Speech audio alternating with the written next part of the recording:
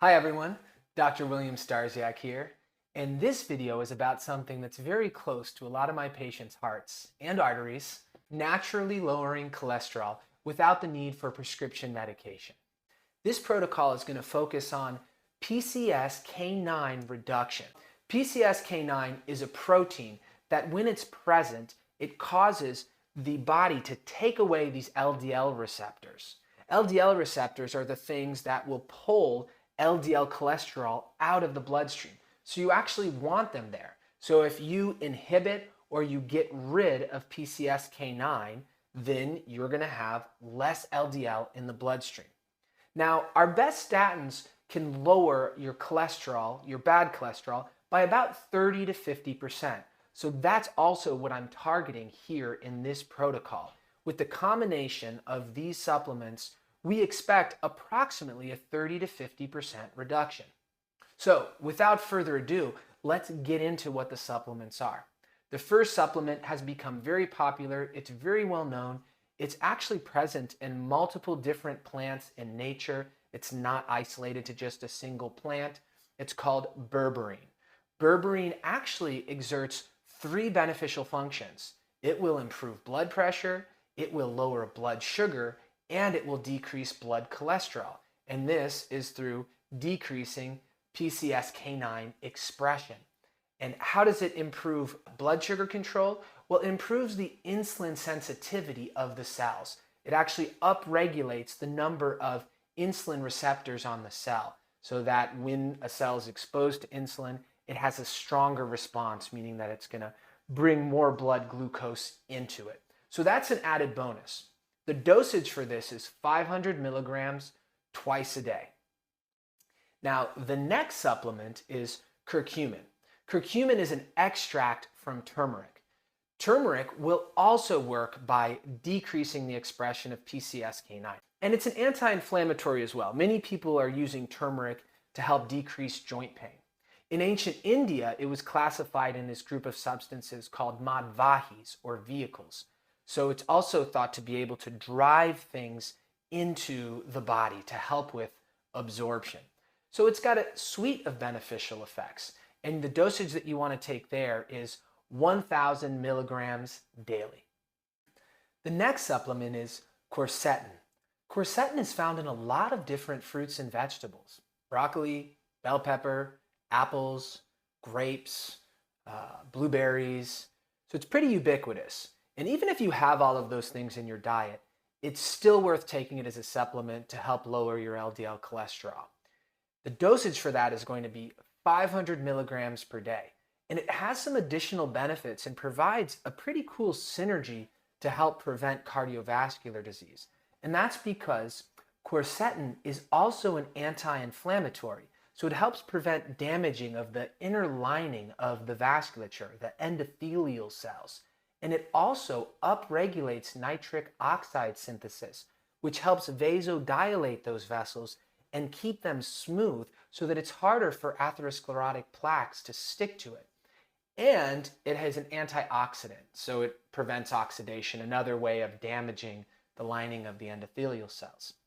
So you got cholesterol lowering and protection of the lining of the endothelial cells so that the cholesterol that is present can't stick to it as easily. So it really is an ideal treatment for elevated cholesterol. Lifestyle components are important as well. Taking care of your nutrition so that you're eating whole foods, fruits and vegetables, rich in fibers, avoiding excessive animal proteins, all of that is important. We should see a reduction of about 30 to 50%. Now, if you really want to dial this in, if you're a supplement nut and you're not going to be fatigued by taking 7 different things, then this next part is for you. Because you can tune this up even more by adding in a few other things. The first one being resveratrol. Resveratrol is naturally occurring. You can find it in grapes, you can find it in cocoa. And this helps support the brain. It is an antioxidant. It also modulates inflammation, and it helps support the heart through the same mechanisms. It can lower LDL cholesterol even a little bit more. The dosage on that is going to be 100 to 250 milligrams per day. The next one is artichoke extract, 600 milligrams. What that's going to do is it's going to improve the secretion of bile from the liver. That's how our body gets rid of cholesterol. And generally, our intestines will reabsorb like 95% of the cholesterol. But the plant sterols present in artichoke will actually help prevent some of that reabsorption. So this will help decrease cholesterol even a little bit more. It'll also help with fat-soluble detoxification and can be a preventative for gallstones because the regular turnover of your bile, the complete emptying, helps prevent a hardening of the cholesterol, calcium components that can be inside of bile.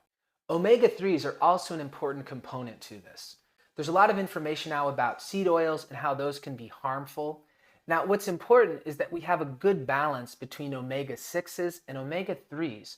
So if we're just getting in omega-6s, because all we're having is seed oils, and we don't have anything in our diet that's giving us omega-3s, well, then it tends towards greater inflammation. So this is a good thing to do anyways, but omega-3s will also lower the level of triglycerides and lower the inflammation, right, through that balance of 3s and 6s. And so the omega-3s we're looking at are EPA and DHA, and our dosage is going to be about 2 to 4 grams per day. The higher dosage is when you're going to begin to get some neurotrophic effect in the brain. It's actually going to stimulate new nerve cell growth. So that's pretty cool. And the ratio you want to get is at least 2 to 1 EPA to DHA, but you can go even higher, like 3 to 1. The last component here is coenzyme Q10. Coenzyme Q10 is an antioxidant and it improves mitochondrial function. So if you're taking the statin, frequently you'll be recommended to take CoQ10 as well because it can help alleviate some of the issues that come from a statin. Because statins actually reduce the creation of CoQ10. So introducing it can sometimes reverse those side effects. But it improves mitochondrial activity and it's an antioxidant. So it's a good one to add in there too. Of course, before engaging in a protocol like this, speak with your physician. There can be medication interactions. There can be other considerations with blood thinning if you're on a blood thinner. So don't be reckless, don't be careless. If you don't have a relationship with a primary care physician already, develop one, and then they can follow your progress along with you. What you want to do at the beginning is get 5 different lab levels to follow, and then do that every 3 months. These 5 lab levels are the liver enzymes, ALT and AST, cholesterol, LDL-C, and then ApoB, that's a more sensitive measurement for cardiovascular risk than LDL-C is, and high sensitivity C-reactive protein. That's a measure of inflammation. So as I said before, a lot of these supplements are going to modulate inflammation. So generally we'll see a decrease in the high sensitivity C-reactive protein. The reason we want to monitor the liver enzymes is just in case your liver has some difficulty in dealing with these things if you're taking other medications as well. Generally, these medications by themselves will not create any elevation in the liver enzymes, but if you're taking Tylenol or you're taking methotrexate or something else like that, it's more likely that you could potentially have an elevation because the liver is processing more things. And so if you're taking something else that can be damaging to the liver may be busy processing these things from the plants, and so these other things can be around and cause damage. If you found this helpful, please press that like button. And for more doctor-led information, hit the subscribe button and be sure to turn on notifications on.